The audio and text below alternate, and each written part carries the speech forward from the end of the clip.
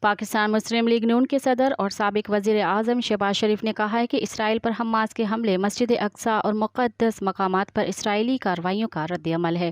سماجی رابطے کی ویب سائٹ ایکس پر جاری کردہ ٹویٹ میں انہوں نے مشرق وسطیٰ میں جاری کشیدہ صورتحال پر فلسطینی عوام سے یکجہتی کا اظہار کیا۔ انہوں نے کہا کہ وہ آج کے واقعات سے حیران نہیں ہیں۔